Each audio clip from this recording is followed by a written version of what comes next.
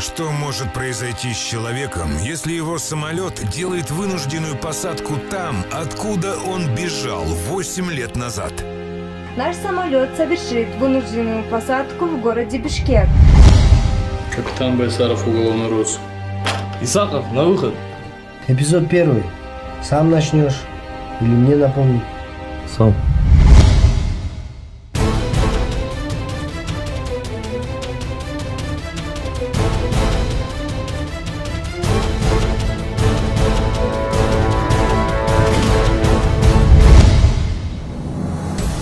В стране бардак. Власть поменялась. Все в шоке. Вон Айбек уже попал.